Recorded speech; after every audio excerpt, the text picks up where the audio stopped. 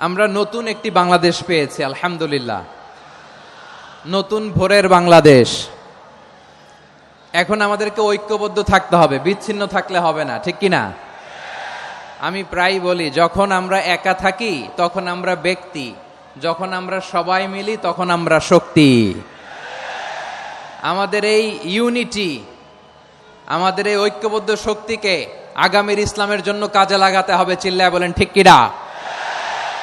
Especially the Gen Z of Chapainababganj, the Gen Z of Rajshahi. তোমরা দেখিয়ে দিয়েছো কিভাবে জালিমকে শায়েস্তা করতে হয়। আল্লাহু আকবার। চোখের ইশারায় কি তাদের কানেক্টিভিটি, কি তাদের বোঝাপড়া। 16-17 বছরে যেটা করা যায় নাই, অল্প কয়েকদিনের ব্যবধানে তাদের ইউনিটি গোটা বাংলাদেশকে উজ্জীবিত করেছে। এই উচ্ছ্বাস, এই ইউনিটি, এই সম্প্রীতি আমাদেরকে বজায় রাখতে হবে। এই যে আমরা ইউনাইটেড, আমরা উচ্ছ্বসিত, আমরা একসাথে দেশ গড়ার কাজে ঐক্যবদ্ধ হতে চাই, এটা আবার অনেকের ভাল লাগে না। নানামুখী ষড়যন্ত্র। আমরা যদি ঐক্যবদ্ধ থাকতে পারি কেউ আমাদের কিচ্ছু করতে পারবে না। এজন্য আগামীর বাংলাদেশ ঐক্যবদ্ধ বাংলাদেশ। আমরা এমন রাজনৈতিক বন্দোবস্ত চাই যেখানে কেউ কাউকে জুলুম করার সাহস দেখাবে না। নতুন করে আর কেউ জালিম হবে না। নতুন করে ফ্যাসিস্ট হওয়ার সাহসটুকু, দুঃসাহসটুকু কেউ দেখাতে পারবে না। এরকম বাংলাদেশ আমরা চাই কি চাই না? আমরা স্বাধীনতার পর থেকে এটাই দেখেছি। লুটপাট, দুর্নীতি, মারামারি, দেশের টাকা পাচার, এগুলোর পুনরাবৃত্তি আমরা চাই। নতুন ভোরের বাংলাদেশে এগুলোর পুনরাবৃত্তি না হোক। জোরে বলেন ঠিক কিনা? আমাদের বিশ্ববিদ্যালয়ের ক্যাম্পাসগুলোতে রিসার্চ হোক, উন্নত মানের রিসার্চ, গবেষণা হোক, যেরকম আমরা অন্যান্য দেশে দেখি। যেই ছাত্রদের হাতে কলম লেগেছে ওই হাতে অস্ত্রের স্পর্শ না লাগুক। চিল্লায় বলেন ঠিক কিনা? এখানে এক রাজনৈতিক দল আর এক রাজনৈতিক দলকে শ্রদ্ধা করবে, সম্মান করবে, এমন নেতা আমরা চাই যেই নেতা অসুস্থ হলে আমরা গোটা দেশের জনগণ জায়নামাজ বিছিয়ে মুনাজাতে চোখের পানি ছেড়ে আমার নেতার জন্য কান্না করব। চিল্লায় বলেন ঠিক কিনা? দেখবেন এই যে আমরা ঐক্যবদ্ধ, আমরা সম্প্রীতির বাংলাদেশ গড়তে চাই, আমরা সমৃদ্ধির বাংলাদেশ গড়তে চাই। নানা ধরনের চক্রান্ত। রিসেন্টলি দেখবেন এই শান্ত শিষ্ট ইসলাম প্রিয় শান্তিপ্রিয় মুসলিমদেরকে উস্কানি দেয়া হচ্ছে, উত্তেজিত করার জন্য আমার নবীকে গালি দেয়া হচ্ছে। আরশের অধিপতি আল্লাহ রাব্বুল ইজ্জাতের নামে এমন অশ্লীল শব্দ ব্যবহার করা হচ্ছে যেগুলো মুখে তোলা আমাদের পক্ষে সম্ভব না। যারা আল্লাহ রাসূল সাল্লাল্লাহু আলাইহি ওয়াসাল্লামের সম্মানকে খাটো করে, আল্লাহ এবং আল্লাহর রাসূলকে নিয়ে কটূক্তি করে, অবমাননাকর শব্দ ব্যবহার করে, অশ্লীল শব্দ ব্যবহার করে, তাদের ব্যাপারে আমরা সর্বোচ্চ শাস্তি কামনা করি। নবীর বিরুদ্ধে আল্লাহর রাসূল সাল্লাল্লাহু আলাইহি ওয়াসাল্লামের সম্মানকে খাটো করে কবিতার নামে, গদ্যের নামে অশ্লীল শব্দ চয়নকে আমরা মেনে নিব? কারণ আল্লাহর নবী আমার ঈমান, আমার নবী আমার ঈমান।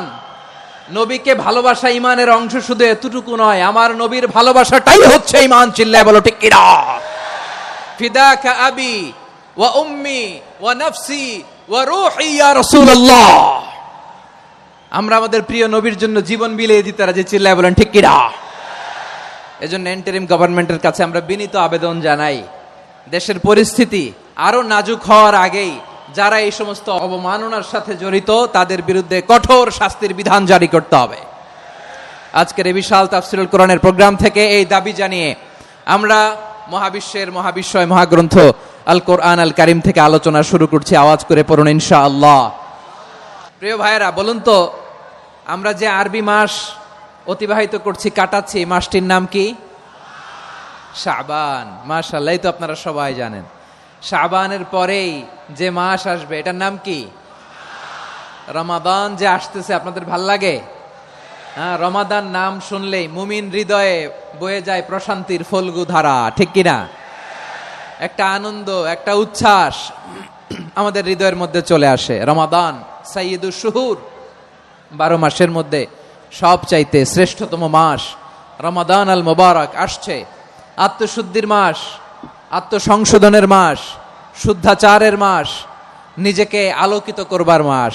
এই রমাদানুল মুবারকে আমাদের কি করণীয়, কি বর্জনীয়, what to do and what not to do, এই টপিকসের উপর কিছু কথা আপনাদের সামনে উপস্থাপন করব ইনশাআল্লাহ। ওমা তাওফীকি ইল্লা বিল্লাহ। আল্লাহ তাআলা ইরশাদ করছেন, শাহরু রমাদান আল্লাযী উনজিলা ফীহিল কুরআনু হুদাল লিন-নাস ওয়া বাইনাতিম মিনাল হুদা ওয়াল ফুরকান। আল্লাহ বলেন, রমাদান এমন একটা মাস যে মাসে কোরআন নাজিল করা হয়েছে। আর এই কোরআন হচ্ছে বিশ্ব মানবের জন্য পথ নির্দেশিকা, হেদায়েতের সুস্পষ্ট বর্ণনা এবং সত্য মিথ্যা পৃথক করার আসমানি মানদণ্ড রূপে জামিনে আমাদের জন্য কোরআন নাজিল করেছে কে? আওয়াজ করে বলেন তো, আল্লাহর নাজিল করা এই কোরআনে কোনো ভুল আছে? সন্দেহ আছে? সংশয় আছে? বিয়ন্ডলেস, বাউন্ডলেস, বটমলেস এমন কিতাব যেটা পড়ে গবেষণা করে এর তথ্য, উপাত্ত, ইনফরমেশন, লেসন নিয়ে শেষ করা যায় না। সুবহানাল্লাহ। আল্লাহ বলেন, এই কোরআনকে আমি রমাদানে নাজিল করেছি, যেটা বিশ্ব মানবের জন্য পথ নির্দেশিকা।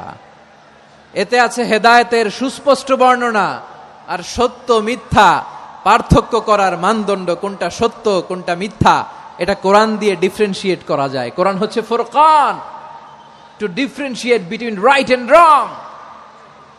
কোনটা সত্য কোনটা মিথ্যা, কোনটা ভুল কোনটা নির্ভুল, এটা কোরআন দিয়ে যাচাই করা যায়। চিল্লায় বলেন ঠিক কিনা? এজন্য এই কোরআন দিয়ে আমাদের জীবন সাজাতে হবে। কোরআন দিয়ে জীবন না সাজালে জীবন আলোকিত হয় না। কোরআন দিয়ে পরিবার না সাজালে পরিবার আলোকিত হয় না। কোরআন দিয়ে সমাজ না সাজালে সমাজটা শান্তিময় হয় না।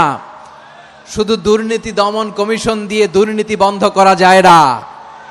কোরআনের আইন বাস্তবায়ন করা ছাড়া এই সমাজ থেকে দুর্নীতি বন্ধ করা যাবে না। চিল্লায় বলো ঠিক কিনা? আমার প্রিয় ভাইরা, এই কোরআন নাজিল হয়েছে রমাদান আল মুবারক, এই বরকতময় মাসে। তাই আমাদের উচিত আসন্ন যে রমাদান আল মুবারক, এই রমাদানে কোরআনের সাথে নিজেদের সম্পর্ককে বাড়ানো। আপনি কি জানেন কোরআন নিয়ে কোন ফেরেশতা পৃথিবীতে এসেছিল? জানেন? ফেরেশতার নাম কি বলেন তো? জিবরিল আলাইহিস সালাম। সাইয়েদনা জিবরিল কোরআন নিয়ে এসেছেন, ফলে উনি হয়েছেন শ্রেষ্ঠ ফেরেশতা। বিশ্ব নবীর উপর কোরআন নাজিল হয়েছে, তাই তিনি হয়েছেন শ্রেষ্ঠ নবী। রমাদানে কোরআন নাজিল হয়েছে, তাই রমাদান হয়েছে শ্রেষ্ঠ মাস। কদরের রাতে কোরআন নাজিল হয়েছে, তাই কদর হয়েছে শ্রেষ্ঠ রাত। আমরাও যদি কোরআনের সাথে সম্পর্ক বাড়াই, আমাদের মর্যাদাও এরকম, আমাদেরকেও শ্রেষ্ঠ মানুষ বানায় দিবে কে? এজন্য কোরআনের সাথে সম্পর্ক বাড়াইতে রাজি আছেন তো? যারাই কোরআনের সাথে সম্পর্ক বাড়ায় এদের মর্যাদা বাড়ায় দেয় কে? শাবান মাস আসলে, রজব মাস আসলে সাহাবারা কি করতেন আসুন আমরা দেখি কিভাবে তারা রমাদানকে ওয়েলকাম জানাতেন। রজব শাবান আসলেই ওনারা রমাদান পর্যন্ত পৌঁছার আকুতি, আগ্রহ আর ফরিয়াদ আল্লাহর কাছে জানাতেন আর বলতেন, ইয়া আল্লাহ, রমজান পর্যন্ত আমাদের হায়াত বাড়িয়ে দাও। আল্লাহুম্মা বাল্লিগনা রমাদান, আল্লাহ তুমি রমজান পর্যন্ত আমাদের পৌঁছে দাও। আল্লাহুম্মা বারিক লানা ফি রজব ওয়া শাবান ওয়া বাল্লিগনা রমাদান, আল্লাহ রজব শাবানে বরকত দাও, আল্লাহ রমজান পর্যন্ত তুমি আমাদেরকে পৌঁছে দাও। আওয়াজ করে পড়ে না আমিন। আমার প্রিয় চাঁপাইনবাবগঞ্জের ভাইরা, গত বছর অনেকের সাথে আমরা একসাথে রমাদান কাটিয়েছি, তাদের অনেকে দুনিয়াতে এখন বেঁচে নাই, এরকম আছে না নাই? আচ্ছা, এই বছর যদি খুশনসিব হয় আমাদের, আমরা যদি পাই, আগামী বছরও যে রমাদান আমরা পাবো কোনো গ্যারান্টি আছে? তাহলে আসুন আমরা ভেবে নেই, হতে পারে this Ramadan could be the last and final Ramadan in our life. হতে পারে এই রমাদানই হতে পারে আমার জীবনের শেষ রমাদান। তাই আসুন আমরা আল্লাহর কাছে দোয়া করি, আল্লাহুম্মা বাল্লিগনা রমাদান, আল্লাহ তুমি রমাদান পর্যন্ত আমাদেরকে পৌঁছে দাও। আওয়াজ করে পড়েন আমিন। ইবনু রাজব আল হাম্বলি লাতাইফুল মাআরিফের মধ্যে লিখেছেন, সাহাবারা ওনারা রমাদান কেন্দ্রিক, আমাদের সালাফ সালফে সালেহিনরা রমাদান কেন্দ্রিক জীবন কাটাতেন। ওনারা রমজান আসার 6 মাস আগে আল্লাহর কাছে দোয়া করতেন, আল্লাহ রমজান পর্যন্ত পৌঁছে দাও। রমজান চলে যাওয়ার পরে বাকি 6 মাস আল্লাহর কাছে দোয়া করতেন, আল্লাহ এই রমাদানে যে ইবাদত করেছি ইবাদত গুলো তুমি কবুল করে নাও। সুবহানাল্লাহ। তাহলে পুরো বছর রমাদান কেন্দ্রিক জীবন। রমজান আসার আগে 6 মাস দোয়া করতো আল্লাহ আমরা যেন রমজান পাই। রমজান চলে যাওয়ার পরে বাকি 6 মাস বলতো আল্লাহ রমজানে যে ইবাদত করেছি এগুলো তুমি কবুল করে নাও। সুবহানাল্লাহ। আবার এই শাবান মাসে আল্লাহর হাবিব সাল্লাল্লাহু আলাইহি ওয়াসাল্লাম সবচেয়ে বেশি রোজা রাখতেন। এই শাবান শেষে আমাদের মধ্যে আগমন করবে রমাদান, এবং এই রমাদানুল মুবারক আল্লাহ তাআলা আমাদের জন্য সিয়াম ফরজ করেছেন। কি ফরজ করেছেন? তিনি সূরাতুল বাকারার 183 নম্বর আয়াতে ইরশাদ করছেন, রব্বুল আলামিন বলেন, ইয়া আইয়ুহাল্লাযীনা আমানু কুতিবা আলাইকুমুস সিয়ামু কামা কুতিবা আলাল্লাযীনা মিন ক্বাবলিকুম লাআল্লাকুম তাত্তাকুন। আল্লাহ বলেন, ও বিশ্বাসীরা শোনো শোনো, তোমাদের জন্য সিয়ামকে ফরজ করা হয়েছে ঠিক যেমন ভাবে তোমাদের পূর্ববর্তী উম্মতদের উপরও সিয়ামকে ফরজ করা হয়েছিল, লাআল্লাকুম তাত্তাকুন, যাতে করে তোমরা সবাই মুত্তাকি হতে পারো। সুবহানাল্লাহ বলেন, যাতে করে তোমরা আল্লাহ সচেতন হতে পারো। তাহলে সিয়ামকে, এই সামনে যে রমাদান আসতেছে আমার প্রিয় ভাইয়েরা, এই পুরো রমাদান ব্যাপী সিয়াম সাধন করা, সিয়াম পালন করাকে আমাদের জন্য ফরজ করে দিয়েছে কে? এটা শুধু আমাদের উপরই ফরজ না, আমাদের আগে যত জাতিগোষ্ঠী এই পৃথিবীতে এসছে সবার উপরে সিয়াম পালনকে ফরজ করেছে কে? তবে ধরনটা ভিন্ন ছিল, এক এক জাতিগোষ্ঠীর জন্য এক এক ধরনের ছিল। আমাদের জন্য সিয়াম ফরজ টানা 1 মাস 30 দিন বা 29 দিন। পূর্ববর্তী অনেক উম্মতের উপর 1 মাস ছিল না, 3টা ফরজ ছিল। কয়টা? প্রতি মাসের 13, 14, 15 ফরজ ছিল তাদের জন্য। কারো জন্য শুধু একটা, আশুরার রোজা। কোন কোন উম্মতের জন্য 10টা। কোন কোন উম্মতের জন্য রোজা ফরজ ছিল মৌনতার রোজা, আরবিতে বলে সওমুল ইনসাত, মানে সারাদিন খেতে পারবে, পান করতে পারবে, স্ত্রীর সাথে মেলামেশা করতে পারবে, কিন্তু কথা বলতে পারবে না। কথা বললেই তাদের রোজা ভেঙে যেতে। পড়েন সুবহানাল্লাহ। কি অদ্ভুত ব্যাপার, মৌন সম্মতির রোজা। যেমনটি সাইয়্যিদাতুনা মারিয়াম আলাইহাস সালাম বলেছেন, ইন্নী নাযারতু লির-রাহমানি সাওমা ফালান উকাল্লিমাল ইয়াওমা ইনসিয়া। তিনি বলেছেন, আজকে আমি রহমানের জন্য, মানে আল্লাহর জন্য রোজা মানত করেছি, আজকে আমি কারোর সাথে কথা বলতে পারবো না। তো রোজা রাখলে কথা বলতে পারবে না কেন? কারণ ওই শরীয়তে রোজার বিধান ছিল সকাল থেকে সন্ধ্যা খেতে পারবেন, পান করতে পারবেন, কিন্তু কথা বলতে পারবেন না। কথা বললেই রোজা ভেঙে যেত। সুবহানাল্লাহ বলেন। তাহলে সব জাতিগোষ্ঠীর উপরে রোজা ফরজ ছিল, কিন্তু ধরনটা ভিন্ন ছিল। মজার ব্যাপার হচ্ছে, আপনি বর্তমানেও বিভিন্ন ধর্মের দিকে তাকান, বৌদ্ধ ধর্ম, হিন্দু ধর্ম, খ্রিস্ট ধর্ম, তাদের মধ্যেও রোজা আছে। ইংরেজরা, খ্রিস্টানরা এটাকে বলে ফাস্টিং। কি বলে? ফাস্টিং। আমাদের হিন্দু ভাইয়েরা বলে উপবাস। তারা কি বলে? উপবাস। আবার এখন আন্দোলনেরও একটা মাধ্যম হয়েছে এটা, না খেয়ে থাকা। এটারে বলে অনশন। এটারে কি বলে? অনশন ধর্মঘট। মানে আমাদের দাবি না মানলে আমরা খাবো না, রোজা রাখলাম। তারপরে আধুনিক বিজ্ঞান এটার একটা নাম দিয়েছে না খেয়ে থাকাকে, অটোফিজি। কি বলে? অটোফিজি। জাপানের এক চিকিৎসা বিজ্ঞানী এই অটোফিজির উপর গবেষণা করে সে নোবেল পেয়েছে। এজন্য আল্লাহ তাআলা আমাদের জন্য গোটা রমাদানে এই সিয়ামকে ফরজ করে দিয়েছেন। আওয়াজ করে বলেন আল্লাহু আকবার। রব্বুল আলামিন বলেন, ইয়া আইয়ুহাল্লাযীনা আমানু কুতিবা আলাইকুমুস সিয়াম, সিয়ামকে তোমাদের উপরে ফরজ করা হয়েছে কামা কুতিবা আলাল্লাযীনা মিন ক্বাবলিকুম, যেমনি তোমাদের পূর্ববর্তীদের উপর রোজা ফরজ করা হয়েছিল, লাআল্লাকুম তাত্তাকুন, যাতে করে তোমরা আল্লাহ সচেতন হতে পারো, যাতে করে তোমরা মুত্তাকি হতে পারো। লাআল্লাকুম তাত্তাকুন, যাতে করে আমরা আল্লাহ সচেতন হতে পারি, আল্লাহ কনসিয়াসনেস আমাদের মধ্যে গ্রো করে। এটা হচ্ছে রোজার প্রাইম অবজেক্টিভ। অনেকে জিজ্ঞেস করলে অনেকে বলে রোজার মূল উদ্দেশ্য হচ্ছে না খেয়ে থাকা। না। অনেকে বলে গরিবদের কষ্ট অনুধাবন করা রোজার উদ্দেশ্য। না। রোজার উদ্দেশ্য কি, সিয়াম পালনের উদ্দেশ্য কি, এটা আল্লাহ তাআলা স্পষ্ট এই আয়াতের পেছনে বলেছেন যে লাআল্লাকুম তাত্তাকুন, যাতে করে তোমরা আল্লাহ সচেতন হতে পারো, আল্লাহ ভীতি তোমাদের মধ্যে গ্রো করে, গড কনসিয়াসনেস, আল্লাহ কনসিয়াসনেস, আল্লাহ সচেতনতা যেন বাড়ে, দ্য সেন্স অফ অ্যাকাউন্টেবিলিটি।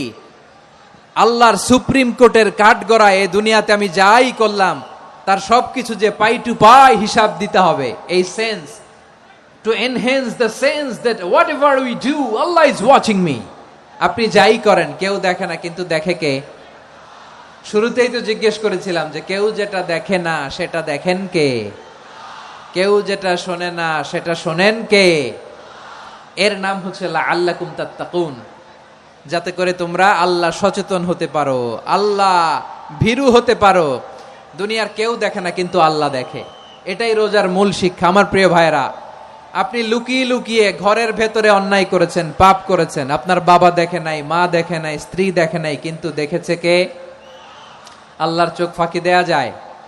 আচ্ছা, বুঝে থাকলে বলেন তো, সিসি ক্যামেরার চোখ ফাঁকি দেয়া যায় কি যায় না? পুলিশের চোখ, র্যাবের চোখ, বিমানবন্দরে কাস্টমস অফিসারের চোখ, কিন্তু আমার আল্লাহর চোখ। এই সেন্সটা নিয়ে আসা নিজের মধ্যে, আমি what ever I do Allah is watching me, যাই করি আল্লাহ দেখে। লাআল্লাকুম তাত্তাকুন। রমাদানের রোজা, ইফতারি, সিয়াম, ইবাদত সব কিছুর মধ্য দিয়ে আপনাকে খেয়াল করতে হবে যে লাআল্লাকুম তাত্তাকুন এই স্ট্যান্ডার্ড এটা অ্যাচিভ হচ্ছে কিনা আমাদের, যাতে করে তোমরা মুত্তাকি হতে পারো, আল্লাহ ভীরু হতে পারো। তাকওয়া, এটা হচ্ছে the essence of Islam. What is তাকওয়া? তাকওয়া মানে কি? তাকওয়ার সংজ্ঞা অনেকে অনেক ভাবে দিয়েছেন। আমি সরাসরি সাহাবাদের কাছ থেকে একটা সংজ্ঞা আপনাদের শোনাচ্ছি। ওমরে ফারুক রাদিয়াল্লাহু তাআলা আনহু উবাই ইবনে কাব রাদিয়াল্লাহু তাআলা আনহুকে জিজ্ঞেস করেছিলেন, ইয়া উবাই মা হুয়া তাকওয়া? হে উবাই, তাকওয়া কি? তাকওয়া কাকে বলে? উবাই ইবনে কাব তিনি প্রশ্নের উত্তর না দিয়ে উনিও আবার প্রশ্ন ছুড়লেন। তিনি বললেন, ইয়া আমিরাল মুমিনিন, আমা সালাকতা তরিকান যা শাউক? আপনি কি কাঁটাযুক্ত রাস্তা দিয়ে মরুভূমিতে কখনো হেঁটেছেন? যে রাস্তার চারদিকে ক্যাকটাস, গুলমলতার কাঁটা, হেঁটেছেন? ওমরে ফারুক বললেন, নাম, হেঁটেছি। বালা, হেঁটেছি। কাইফা আমিলতা, কিভাবে হেঁটেছেন? ওমরে ফারুক বললেন, শাম্মারতু ওয়াজতাহাতু, আমি আমার জামা, জুব্বা আর চাদর আটোসাটো করে গায়ের সাথে এমন ভাবে মিলিয়ে রেখেছি, এমন সাবধানে হেঁটেছি যাতে করে মরুভূমির ক্যাকটাসের গুলমলতার কাঁটা আমার গায়ে বিঁধে না যায়। উবাই ইবনে কাব বললেন, ফাযালিকা হুয়া তাকওয়া। আরে তাহলে আপনি তো ঠিকই জানেন তাকওয়া মানে কি, এটাই তো তাকওয়া। ওই রাস্তা দিয়ে যেভাবে হেঁটেছেন, পুরো দুনিয়ার জিন্দেগিটা এইভাবে সাবধানে চলার নামই হচ্ছে তাকওয়া। চিল্লায় বলো ঠিক কিনা? এই দুনিয়াতে পাপ পঙ্কিলতা থাকবে, শয়তানির হাতছানি থাকবে, অপরাধ প্রবণতা থাকবে, নফসের খায়েশ থাকবে, অন্যায়ের হাতছানি থাকবে। সব কিছুকে দোলে মুচড়ে পেছনে ফেলে সাবধান হয়ে এই দুনিয়ার সিরাতুল মুস্তাকিমের পথে চলতে হবে। যে রাস্তা শুরু হয়েছে দুনিয়াতে, শেষ হয়ে গিয়েছে আল্লাহর জান্নাতের ভেতরে। চিল্লায় বলেন ঠিক কিনা? আমার প্রিয় চাঁপাইনবাবগঞ্জের ভাইয়েরা, এটার নামই তাকওয়া। উবাই ইবনে কাব বললেন, ও আমিরুল মুমিনিন, ওই কাঁটাযুক্ত গুলমলতার রাস্তার মধ্যে ঠিক যেমনি সাবধান হয়ে আপনি হেঁটেছেন, এই দুনিয়ার বুকে ওই সাবধান হয়ে চলার নাম হলো তাকওয়া। সুবহানাল্লাহ।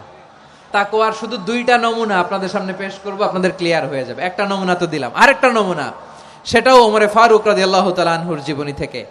উনি ছিলেন ন্যায়পরায়ণ শাসক। রাত্রিবেলা প্রজাদের কি হাল হাকিকত, কি অবস্থা, ঘুরে ঘুরে প্যাট্রোলিং করতেন পুলিশের মতো। সারা রাত তিনি ঘুরেছেন কার কি অবস্থা দেখে। শেষ রাতে তিনি ফিরে আসতেছেন। তিনি থাকতেন, সহিহ বুখারীতে এসেছে, কানা ইয়াসকুনু ফি আওয়ালিল মদিনা, মদিনার উঁচু এলাকায় থাকতেন।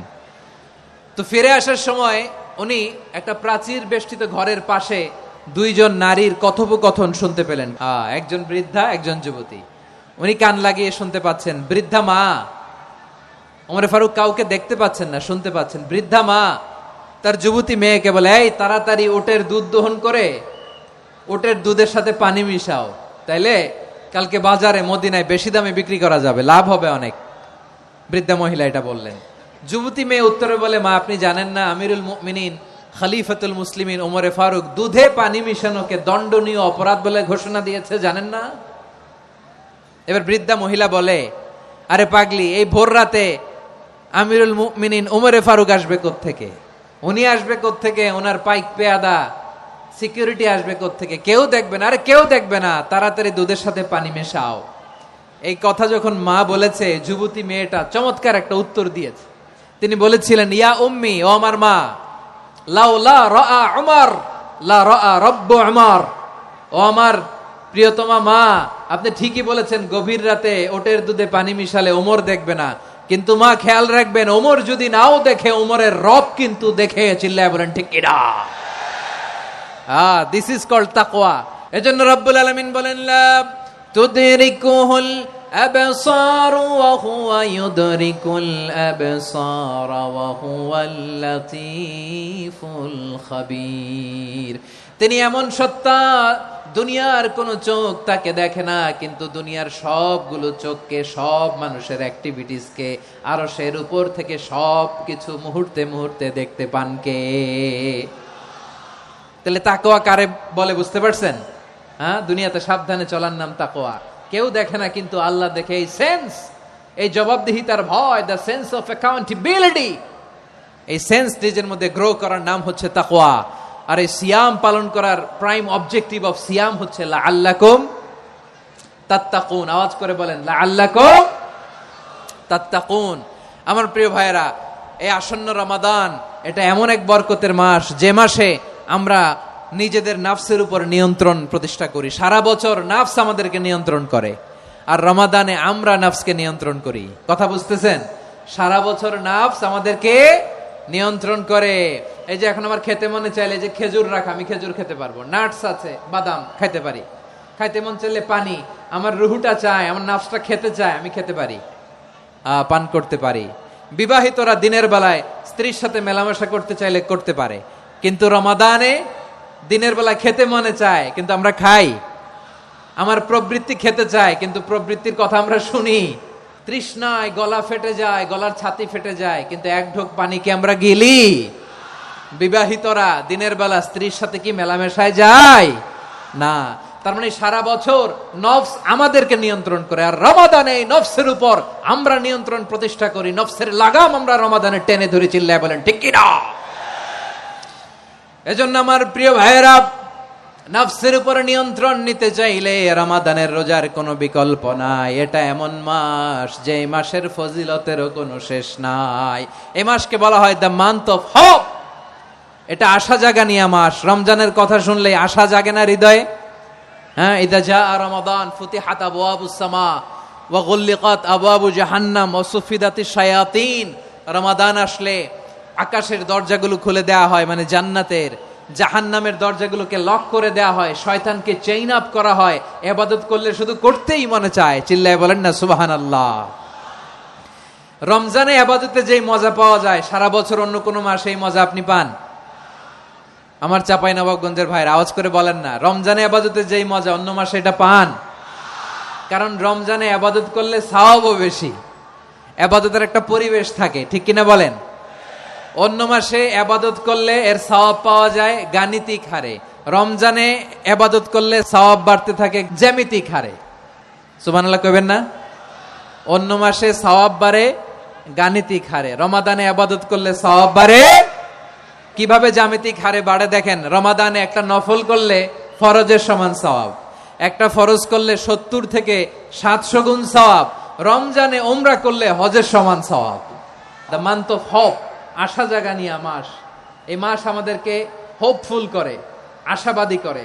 রমাদান যেমনি দ্য মান্থ অফ হোপ, আশা জাগানিয়া মাস, এট দ্য সেম টাইম এই রমাদান হচ্ছে মান্থ অফ ওয়ার্নিং, একটা ওয়ার্নিং এর মাস। নবী যেমনি আশা জাগাইছে, আবার ওয়ার্নিং দিয়েও গেছে, খবরদার। ওয়ার্নিংটা কেমন? আল্লাহর হাবিব সাল্লাল্লাহু আলাইহি ওয়াসাল্লাম মসজিদে নববীর ভেতরে, হঠাৎ তিনি মসজিদে নববীর মিম্বারে পা রেখে বললেন আমিন। দ্বিতীয় ধাপে পা রেখে বললেন আমিন, তৃতীয় ধাপে পা রেখে বললেন আমিন। সাহাবারা অবাক হয়ে বললেন, ইয়া রাসূলুল্লাহ, ইয়া হাবিবাল্লাহ, 3 বার শুধু আমিন আমিন পড়লেন, কেন পড়লেন আমরা কিছু জানি না, আমাদেরকে জানিয়ে দেন কেন আপনি 3 বার আমিন বললেন। রাহমাতাল লিল আলামিন আল্লাহর হাবিব বললেন, ও আমার প্রাণের সাহাবীরা, আমি যখন মসজিদে নববীর মিম্বারের প্রথম ধাপে পা রেখেছি, সাইয়েদনা জিবরিল এসে আমাকে বলেছে, ও নবী, আপনার নাম শুনে যে ব্যক্তি আপনার উপর দুরূদ পড়ে না তার ধ্বংস। আপনি বলেন আমিন। আমি বলেছি আমিন। দ্বিতীয় ধাপে পা রাখার পর সাইয়েদনা জিবরিল বললেন, ইয়া রাসূলুল্লাহ, মাতা পিতাকে বার্ধক্য অবস্থায় পেয়ে তাদের সেবা করে, তাদের সাথে সদাচরণ করে যে সন্তান জান্নাত কামাতে পারলো না, তার জন্য ধ্বংস। আপনি বলেন আমিন। আমি বলেছি আমিন। আবার মিম্বারের তৃতীয় ধাপে ঠিক যখনই আমি পা রাখলাম, সাইয়েদনা জিব্রাইল বললেন, নবী, রমজান মাস পাওয়ার পরে এই মাসে ইবাদত করে যে ব্যক্তি নিজের গুনাহ মাফ করাতে পারলো না, তার জন্য ধ্বংস আপনি আওয়াজ করে পড়েন আমিন।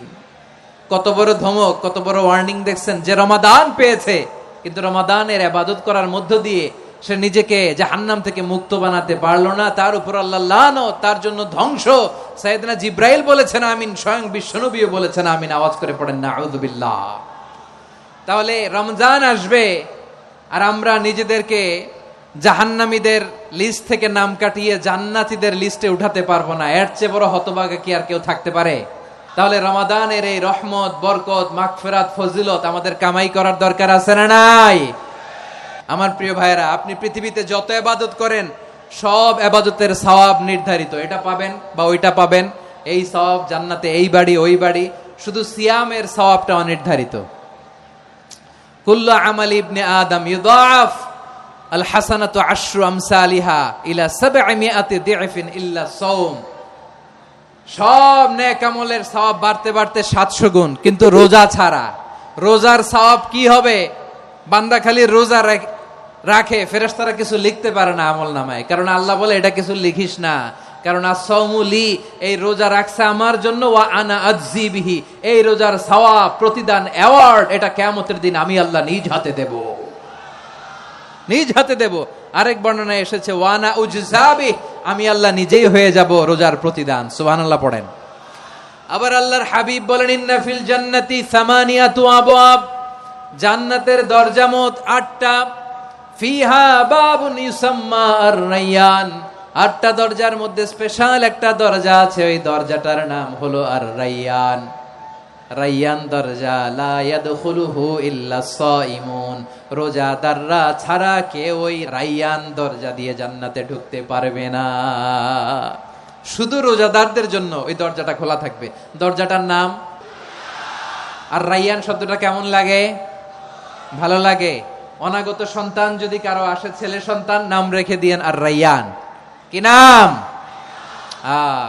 লা ইয়াদখুলুহু ইল্লা সাইমুন, রোজাদাররা ছাড়া কেউ ঢুকতে পারবে না। মান দাখালাহু লাম ইয়াজমা আবাদা, একবার যে এই গেট দিয়ে ঢুকবে, he will never be thirsty again, তার গলা থেকে চিরকালের জন্য আল্লাহ তৃষ্ণা মিটায়া দিবে। আমরা ওই রায়্যান দরজা দিয়ে সেদিন জান্নাতে ঢুকতে চাই কি চাই না?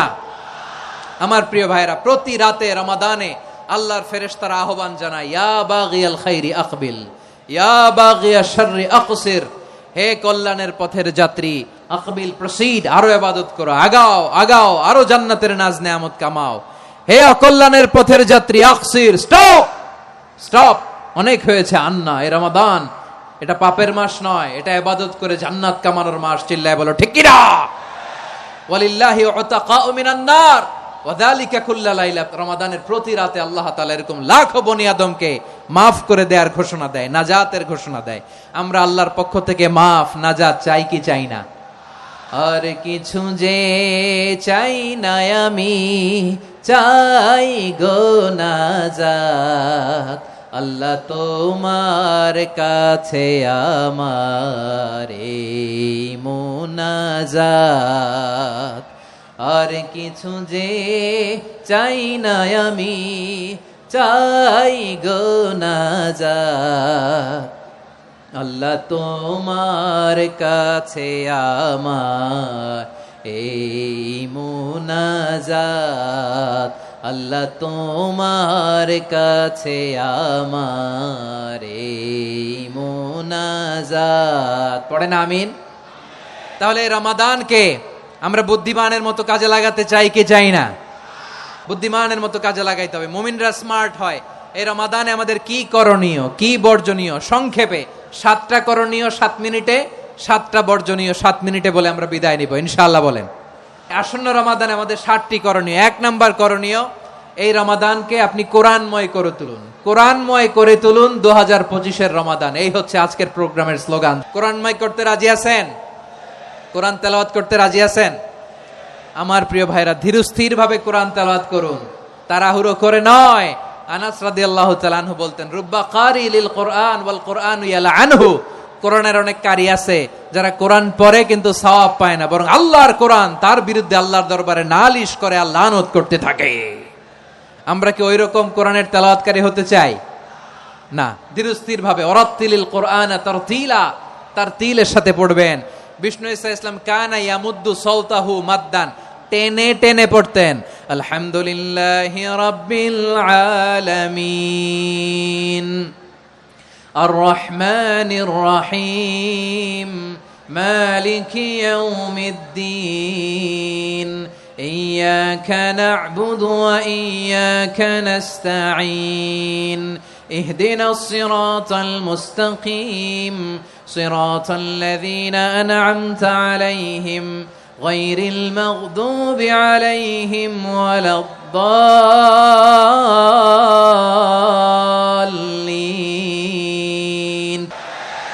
কানা ইয়ামুদ্দু সাওতাহু মাদ্দান, টেনে টেনে পড়তেন। ওয়া কানা ইউকাত্তিউ আয়াতান আয়াতান, প্রত্যেক আয়াত পড়ে পড়ে তিনি থামতেন। এভাবে কোরআন পড়তে হবে। আমাদের অনেক মা বোনেরা আজকের এই চাঁপাইনবাবগঞ্জের প্রোগ্রামের অনেকগুলো মহিলা প্যান্ডেল আমি ল্যান্ডিং করার সময় দেখেছি। আমার অনেক বোনেরা ওনারা কোরআন খতম করতে যে এমন ভাবে তেলাওয়াত করেন, কোরআন তেলাওয়াতের আদব আর অবশিষ্ট থাকে না। আমরা তারতিলের সাথে তেলাওয়াত করব, যেমনটি আমি পড়ে শোনালাম। বিষ্ণু ঈসা ইসলাম প্রতি আয়াত শেষে থামতেন, টেনে টেনে পড়তেন, তারতিলের সাথে পড়তেন, সুর করে পড়তেন। মান লাম ইয়াতাগান্না বিল কোরআন ফালাইসা মিন্না, যে সুর করে কোরআন পড়ে না সে আমার উম্মত হতে পারে। যায়িনুল কোরআন বিআসওয়াতিকুম, বিষ্ণু বলেন সুর করে কোরআন পড়বা। অনেকে কোরআনের খতম তুলবার জন্য কোরআনরে একেবারে খতম করে দেয় না। আপনি ধীরস্থির ভাবে পড়ে যদি খতম দিতে পারেন মাশাআল্লাহ, না পারলে যতটুকু পারেন পড়বেন। এরপর অনুবাদ পড়ার চেষ্টা করবেন, তাফসীর পড়ার চেষ্টা করবেন। আপনাদের জন্য এক অনন্য উপহার রয়েছে আমার পক্ষ থেকে, এক নজরে কোরআন। 114 সূরার সারমর্ম, সার নির্যাস আমরা নিয়ে এসেছি এখানে। বাংলা ভাষায় আমার জানা মতে খুব সম্ভবত এই প্রথম কাজ, কেউ করে নাই। আরবিতে পাবেন এরকম অনেক বই, ইংরেজিতে কিছু কাজ আমরা দেখেছি, কিন্তু বাংলায় পাবেন না। এত চমৎকার ভাবে আমরা সূরাগুলোর সারমর্ম, সার নির্যাস তুলে ধরার চেষ্টা করেছি। 5 পৃষ্ঠায় আপনি জেনে যাবেন এই সূরার সেন্ট্রাল থিম কি, এই সূরায় কি কি নিয়ে আলোচনা করা হয়েছে, এই সূরা থেকে মূল লেসন কি, মূল শিক্ষা কি, সহজে আপনারা বুঝে যাবেন। সুযোগ হলে এটা সংগ্রহ করবেন আপনারা। যে কোনো ধরনের ভালো অনুবাদ আপনারা পড়বেন, তাফসীর পড়বেন। আমরা কোরআনময় করতে চাই। খতম কোরআনে রমাদানের 1 খতম দেওয়ার একটা সহজ পদ্ধতি হচ্ছে রমাদানের প্রতি নামাজের পরে 4 পৃষ্ঠা। প্রতি নামাজের পরে কয় পৃষ্ঠা? 4 পৃষ্ঠা। তাহলে 5 ওয়াক্তে 4 পাঁচা 20 পৃষ্ঠা। হেফজে কোরআন গুলো 20 পৃষ্ঠা, 1 পারা। এভাবে 30 দিনে আপনার 1 খতম হয়ে যাবে। আমরা যেন তার তিলের সাথে বিশুদ্ধভাবে কোরআন তেলাওয়াত করতে পারি, আল্লাহ তৌফিক দান করুক। পড়ে না আমিন। 2 নাম্বার করণীয়, ধীরস্থির ভাবে তারাবির সালাত গুলো যেন আমরা আদায় করি। তাড়াহুড়ো করবেন না আল্লাহর ওয়াস্তে, তাড়াহুড়ো করবেন না, তাহলে কোরআন আমাদের জন্য বদদোয়া করবে। তাড়াহুড়ো করবেন তারাবির নামাজে। তারাবির নামাজ সালাতুত তারাবিহ মানে বিশ্রামের নামাজ। আর আমরা পড়ি সালাতুল কিতার, রেলগাড়ির মতো নামাজ।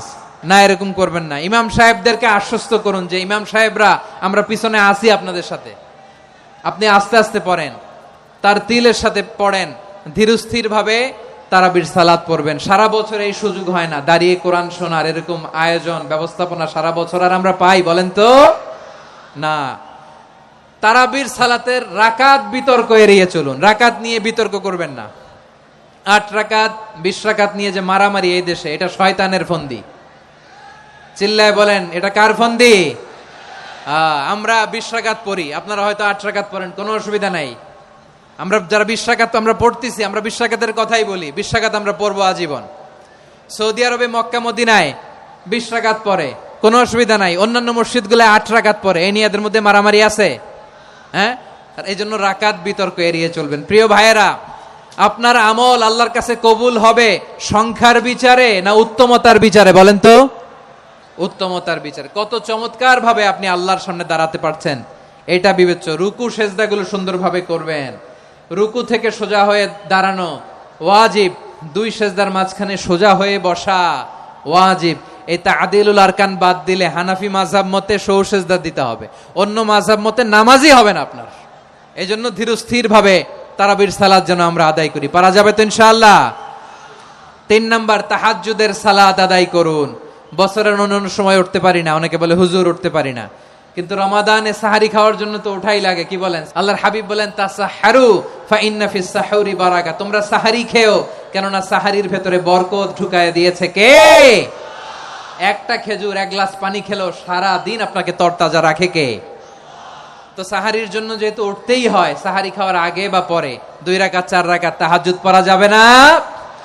রব্বুল আলামিন বলেন ওয়ামিনাল লাইলি ফাতাহাজ্জাদ বিহি নাফিলাতান লাকা আসা আইয়াবআসাকা রাব্বুকা মাকামান মাহমুদা। ও নবী, রাতের কিছু অংশ সময় তাহাজ্জুদের সালাত আপনি আদায় করবেন, কারণ এই তাহাজ্জুদ হলো আপনার জন্য নাফিলাতাল লাক, অতিরিক্ত ফরজ। আপনাকে মাকামে মাহমুদে অধিষ্ঠিত করবে কে? এজন্য যারা সম্মানিত হতে চান, সম্মানের আসনে যেতে চান, তাদের জন্য তাহাজ্জুদ অবধারিত। আমরা রমজানে সাহারির আগে তাহাজ্জুদ পড়তে চাই কি চাই না? এই নামাজটারে আল্লাহ বড্ড ভালোবাসেন। কেন জানেন? কারণ গভীর ঘুমকে স্যাক্রিফাইস করে আমরা এই নামাজ পড়ি। ঘুমের আরবি জানা আছে কারো? ঘুমরে আরবিতে কি বলে? অনেকগুলো আরবি আছে। একটা আরবি হচ্ছে নুআস, তন্দ্রা, তন্দ্রা, আমানাতান নুআসা কোরআনে এসেছে। আরেকটা আছে ঝিমুনি, ঝিমুনি, এইভাবে ঝিমুনি আসে ঘুমের আগে, এটারে বলে সিনা। এটারে কি বলে? সিনা। স্বাভাবিক ঘুমকে আরবিতে বলে নাউম। স্বাভাবিক ঘুমকে কি বলে? এই সিনা আর নাউমকে আল্লাহ এক আয়াতে এনেছেন, লা তাখুযুহু সিনাতু ওয়ালা নাউম। আল্লাহর তন্দ্রা নাই, ঘুম নাই, ঘুমের আগে যে তন্দ্রা আছে ওইটাও নাই। তাহলে নুআস, সিনা, নাউম পেলাম। আরেকটা ঘুমের আরবি হচ্ছে হুজুদ। এটা মাঝরাতের ঘুম, শেষ রাতের ঘুম, যেই ঘুমটা বড্ড মজা লাগে। কাঁথা টেনে টেনে, ব্ল্যাঙ্কেট টেনে টেনে আরেকটু ঘুমাইতে মন চায়, আরেকটু, আর 1 মিনিট, আর 2 মিনিট, এরকম একটা মজার ঘুম শেষ রাতে আছে না নাই? এই শেষ রাতের ঘুম, এই হুজুদের ঘুমকে স্যাক্রিফাইস করে যেই সালাত পড়া হয়, ওই সালাতের আরবি নাম হচ্ছে সলাতুল হুজুদ বা সলাতুত তাহাজ্জুদ। চিল্লায় বলেন আল্লাহু আকবার। এজন্য আল্লাহ তাআলা এই তাহাজ্জুদের সালাতকে এত পছন্দ করেন। পড়বেন তো রমাদানে। 4 নম্বরে মুক্ত হস্তে দান করুন, মুক্ত হস্তে দান করুন। ওয়ামা আতাইতুম মিন যাকাতিন তুরিদুনা ওয়াজহাল্লাহি ফাউলাইকা হুমুল মুদঈফুন। তোমরা মনে করো না যাকাত দিলে তোমাদের সম্পদ কমে যায়, এটা ভেবো না, বরং তোমরা আল্লাহর খুশির জন্য যে যাকাত দাও, তারপরে তোমার যে সম্পদ থাকে ওই সম্পদের মধ্যে প্রবৃদ্ধি দান করে কে? আপনি মনে করছেন দিলে কমে নাকি বাড়ে? বাড়ে। যেটা দান করেন কামাসালি হাব্বা আম্বাতাত সাবআ সানাবিলা ফি কুল্লি সুমবুলাতিন মিয়াতি হাব্বা। 1 টাকা দান করলে এটা চারা বীজের মতো, রূপে দিলে 7টা শীষ, প্রতি শীষে হয় 100 শস্য দানা। আল্লাহ যারে চায় এরকম বাড়ায় দেয়, প্রবৃদ্ধি দেয়। সুবহানাল্লাহ। এজন্য মুক্ত হস্তে দান করতে রাজি আছেন?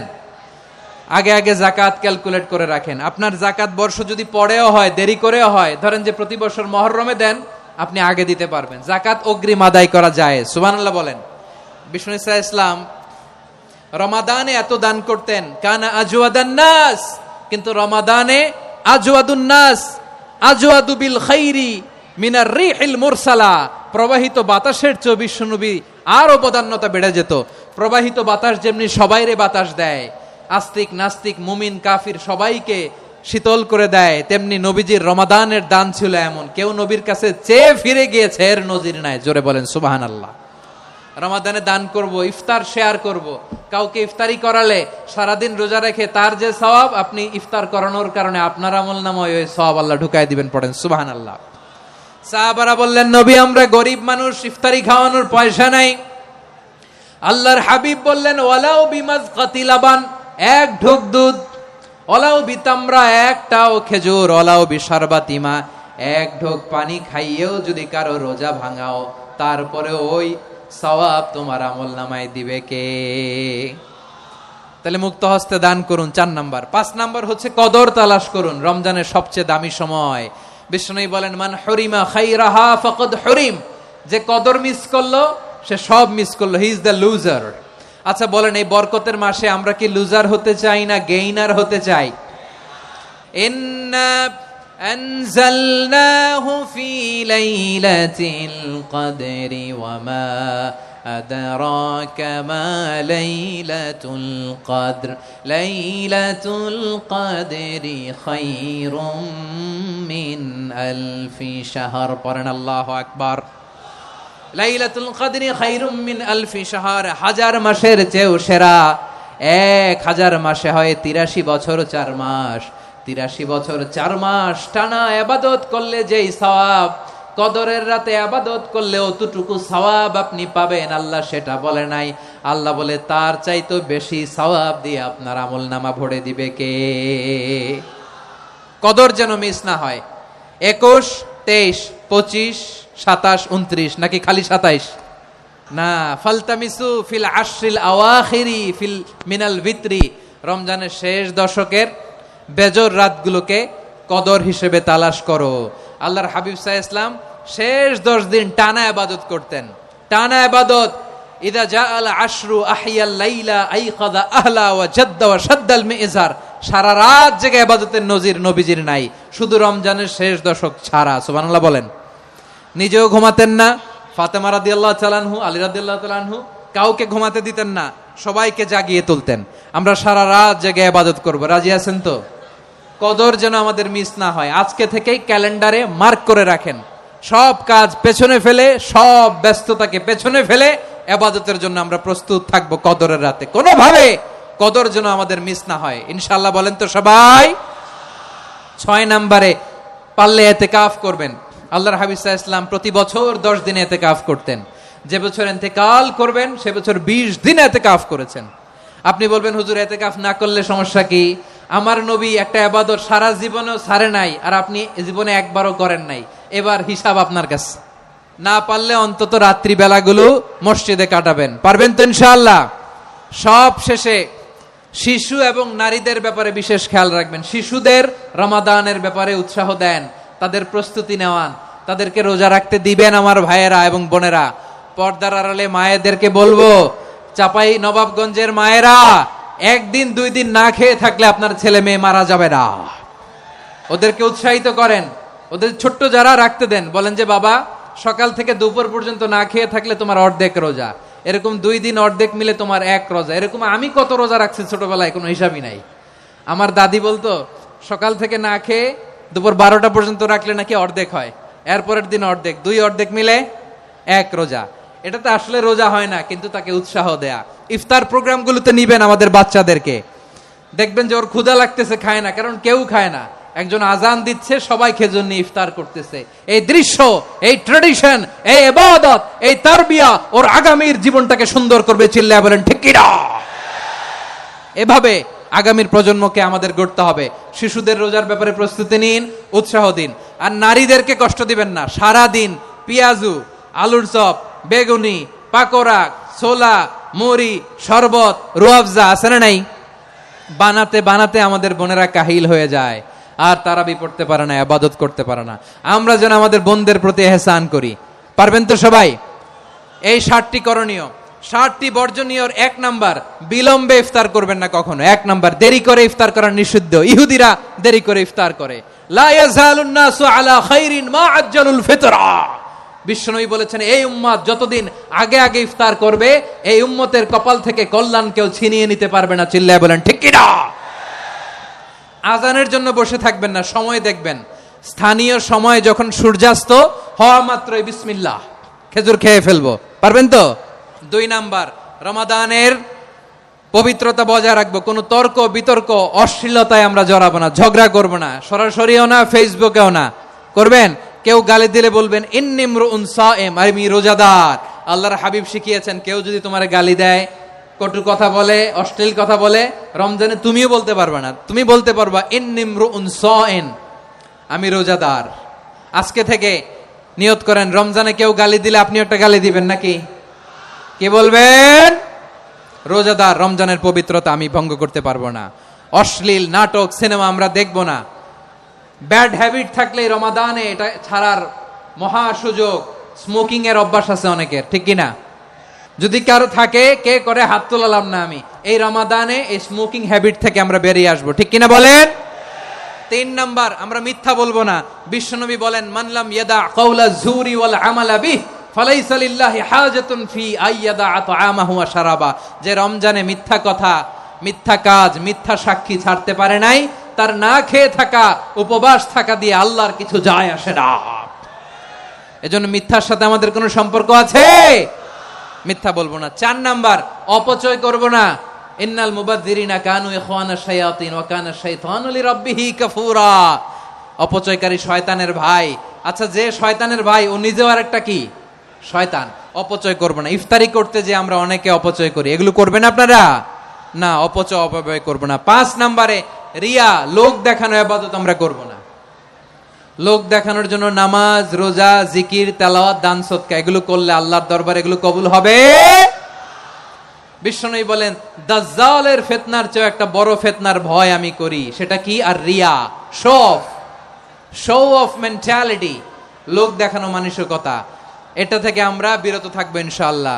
6 নাম্বার, অনেক গুরুত্বপূর্ণ, ব্যবসায়ী ভাইয়েরা, অনেক অসাধু ব্যবসায়ী আছে রমজান আসলে নিত্য প্রয়োজনীয় পণ্যের মূল্য বৃদ্ধি করে দেয়।